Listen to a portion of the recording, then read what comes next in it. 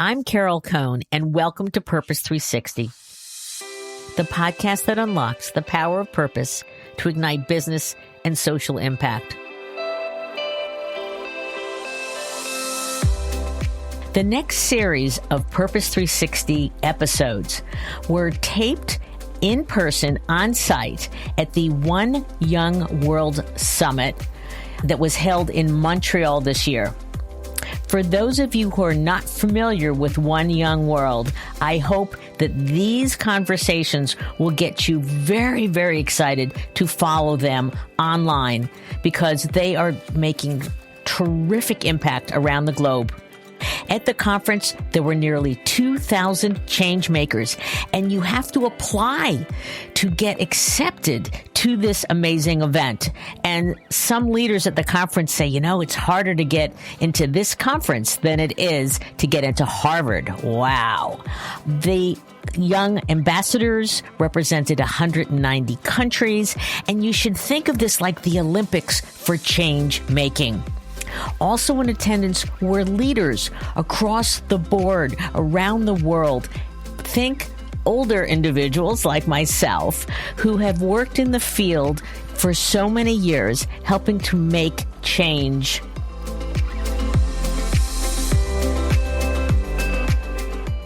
Today, I have an extraordinary world leader joining me at the One Young World Summit. So thank you for joining me, Angela Williams. She is the CEO of United Way Worldwide. So welcome to the show, Angela.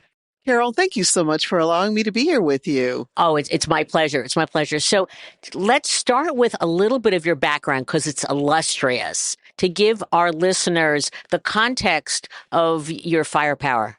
Well, it seems like a very winding road, my professional career, but it started off with me serving as an Air Force Judge Advocate General, which is a lawyer on active duty in the United States Air Force.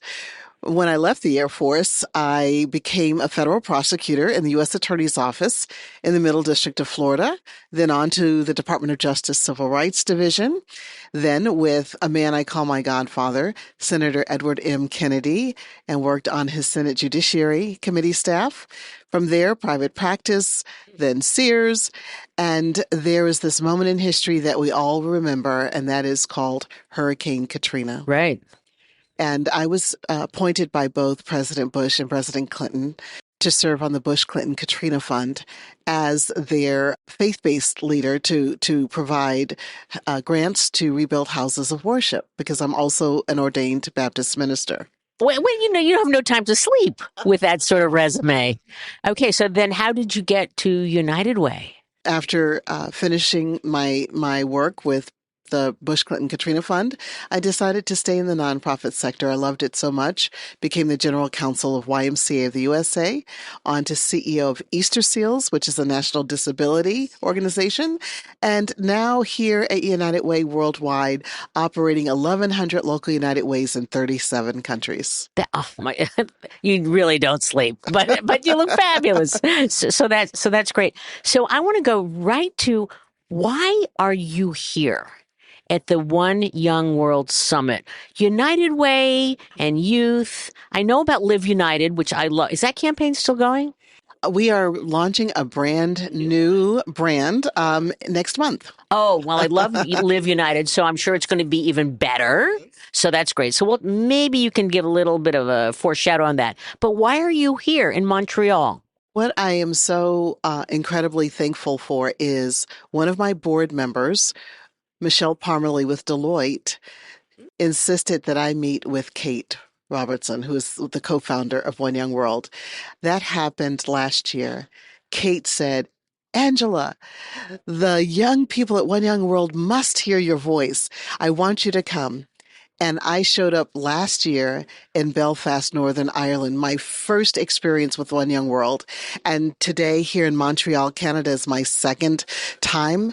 I am so absolutely thrilled to be engaged with thousands of young professionals from around the world. So much so that I brought 10 United Way colleagues and staff from around the world as delegates. I think that's really wonderful because so many of us, a little bit of the older types, know about United Way as very much okay. It's this giving campaign at work, and then the money is distributed, and I'm not quite sure where. But United Way has changed so much. So, and I'm sure part of that is because of your leadership. And I heard you said you might have a new campaign coming. So let's talk about the change and the evolution and why it's so important to engage young people as change makers. You and I know that when people talk about the future, they think it's maybe 3, 5, 7 years out. I say the future is now. And we have to empower change makers now. What I am so thrilled about with United Way, we are a 137-year-old organization. And as you noted, a lot of our fundraising has been through employee giving campaigns. We have wonderful thousands of global corporate partners that allow their employees to give of their time, their talent, and their treasure in partnership with United Way.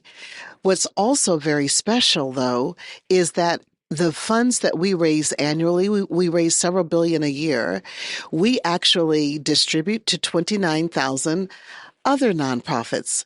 So if people were to ask what happens if United Way were to disappear, there is a ripple effect. Partners like the YMCA or Easter Seals or other smaller nonprofits that receive some funding from us locally would lose valuable resources. What I'm excited, though, now about in 2024 is that we are embarking upon a transformation of our organization. The world is changing rapidly. And those of us in the nonprofit sector, because we are so close to communities and we are so in touch with the needs of individuals and families, we must become more agile, flexible, responsive, but not always just responsive, but having the future foresight to recognize how AI or technology or the expansion or contraction of the economy will affect communities so that we can be there to help people and to have the creative solutions to ensure that every person in every community can thrive. Very well stated. So you talk about the future is today. So I'm going to put you on the spot a little bit, which is there are so many social and environmental issues that are impacting in so many different ways around the globe. How do you select? You talked about 29,000, I think it was, not-for-profits. How do you select where the funds are going? Well, we operate within 4 pillars, United Way. It's about healthy communities, financial sustainability, youth opportunity, and community resilience. We are an organization because we cover every congressional district in the U.S., and we are, as I said, in 37 countries, able to be widespread, but to go deep and customize the work that we provide support to based on a community's particular needs. Now, I do want to back up for a minute because I want to tie your previous question to what you just asked. In that, climate and environmental changes, as we are experiencing today, have the attention of so many young people across the country, across the globe. And if you read reports, a lot of them say that they're concerned that the planet is not in a sustainable place and it's not going to be able to provide for them or their children or their grandchildren. So one of the things that I'm excited to do on tomorrow is to issue a call to action to the delegates that are attending this One Young World Conference. And a big preview, we have an app that people can download from the App Store, and the app is thrHIVEr by United Way. Nice. And thrHIVEr is spelled a little bit differently. Okay. thrHIVEr. Well, this app, the United Way Worldwide app, is a call to action for young professionals to join a community of global leaders that want to make a difference in their communities. Nice. They can upload a solution that they're working on and see if young people in other countries have done something similar or can give them feedback. And we're asking them in this next year to commit to doing something. It doesn't have to be huge. It can be very small, but then to come back and share how they made a difference. They can upload photos, videos, etc. Nice. It sounds like a kind of a match.com for community engagement around the globe in a way, so they can learn from others. I would say it's a community of practice and community learning and social innovation. Nice. At scale. That's social innovation at scale. Well, that's what we do expect from United Way worldwide. So it's thrilling to see the evolution. So that's great. So how long did it take you to really, you were looking at your brand and your engagement. How long did it take to develop this? Well, thrHIVEr is really a small subset of the big brand play, because the big brand play includes a vibrant logo that's very similar, but as we say, the logo is now going to be out of the box. Ooh, okay. And I can't spoil it because my chief marketing officer would have my head, but people will see soon a newly invigorated United Way logo with even an understanding of what our taglines will be. We're going to have various campaigns as part of our logo that are coming out next year, and some incredible PSAs. Angela, what advice do you have for young leaders to truly, one, find their purpose, and then two, activate their purpose? What I would say to young leaders is open up your mind and expand your mind to new things. I think reading is essential. Making friends with people that don't look like you or even speak your language. Be open to new ideas. If you can, get out and see the rest of the world. And most importantly, build relationships that are meaningful and allow others to speak into your life in a way that motivates you, that holds you accountable, and that cheers you on. That's lovely. Now, I want to ask the other question, which is that, especially in the U.S. with the ESG controversy and DE&I and leaders going backwards with their commitments, what advice do you have for leaders today, anybody in the C-suite, whether it's strategy, whether it's HR, whether it's finance, tech? What do you have to say to them about helping the world evolve to be workable for all of us? One of the things that I think is most important is all of us must start from this grounding. Difference doesn't mean deficiency. And so when we understand that we are all human beings with hope and purpose and possibility, our vision at United Way is to create a world in which every person in every community can thrive. And I say, C-suite leaders, you want a company that has a culture that allows all employees to feel safe and to be able to thrive. And so in allowing employees of all backgrounds, experiences, and mindsets to have opportunities for growth and to engage in the company and to feel as if they are valued and heard is most important. And I would encourage people to stop getting caught up in the rhetoric of this term or this phrase. Because I go back to my initial point. We are all human.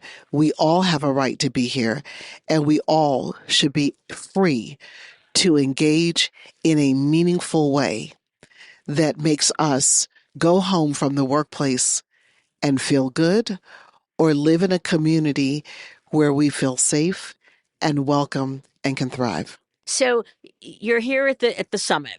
Now, there are so many social issues. And I know if you're a parent, which you probably are, you never say, I love one child versus another, but you're allowed to say they're different. So if you had 2 or 3 social issues that are really important, how about to you personally? Not because we won't, United Way has to be very neutral, but how about to yourself?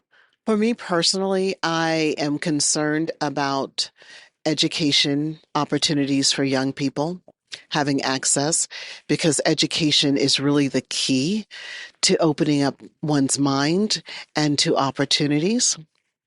The second thing that's important to me is for especially young girls to be able to be educated. We see in some of the African countries and in India, once young girls start their menstrual cycle, if there's not a clean bathroom, they don't go to school. Right. And we see it also in South and Central America. So we are ending up as a global population losing out on the talent of young girls because we have not properly cared for them and facilitated a way for them to learn. Sure, period poverty is a really big issue that is all around the globe. Is there a third focus that you really feel very strongly in your heart? For people to feel safe in their communities, and by safety, not only physical safety, but mental safety as well. A lot happening in mental health. And it was fascinating to see that I saw Gen Z concerned about social media impacting their mental health. Yes. Not just their parents saying it's a problem, but they're recognizing the amount of hours that they're getting sucked in, 4 to 7 hours a day, and also the comparisons, especially to young girls, and then the impact on suicide. Yes, it's horrible. It's the undue pressure, and it's the fakeness. It's not even the authenticity of people relating to each other. Absolutely. Thank you. So what in 5 years, I'm going to invite you back, but probably sooner than that. And I know that you are such an accomplished professional. What do you want to achieve in 5 years as the leader of United Way Worldwide? I want United Way Worldwide to be that nonprofit sector leader that trains the next generation of leaders. And we have recently launched the Next Gen Leaders Program, where we are training young professionals within our network within about 3 to 5 years in their roles to be future forward thinkers. We're partnering with the Institute for the Future to train them about being futurists. Great. I also then want to, as I said, bring more delegates from our worldwide system to One Young World and learn from being in this collective of global change makers that are young and invigorated and excited and social entrepreneurs and dreamers and hopeful, so that our folks can be a part of making the world a better place. And lastly, because United Way plays this unique role as an ecosystem with corporate partners, with nonprofit partners, with relationships with government leaders at the federal or national levels of countries and on down to municipal level, to be that organization that invigorates communities, ensures that communities are resilient, and that we do so alongside everyone. Beautifully stated. I'm going to ask you one other question. What is the role of purpose in an AI-driven world? What is the role of purpose in an AI-driven world? That is a very philosophical question. And I do believe it's something we all need to wrestle with. I will say that I do have the privilege to begin wrestling with that because I was invited by John Hope Bryant, the head of Operation Hope, to join the OpenAI Ethics Council that he is co-chairing with Sam Altman. And as we begin to think about the ethics of AI and how it impacts humanity, those are some of the questions we will be wrestling with. Do I think AI is bad or technology is bad? Absolutely not. There is a use for it. And it's incredible that we as human beings have the level of ingenuity, innovation, and creativity to imagine this new technology. The question is, how do we work with it, use it, allow it to work with us and for us in a way that doesn't harm humanity, but enhances humanity. That's fantastic. So I always love to give the last word to my guest, and it can be anything that you'd like. So what would you like to share to the listeners of Purpose 360, which is a global podcast? I'm going to riff off of your name, Purpose 360. And the last word is this: all of us on this earth have a responsibility to live a life of purpose. So I encourage everyone to take the time to reflect and identify their purpose in life, because there are only two dates that we will see on our tombstone: the date we were born, the date we died, and that dash in between is the purpose dash. So live a life of purpose. Super. Thank you, Angela. It's been a wonderful conversation, and enjoy the summit. Thank you.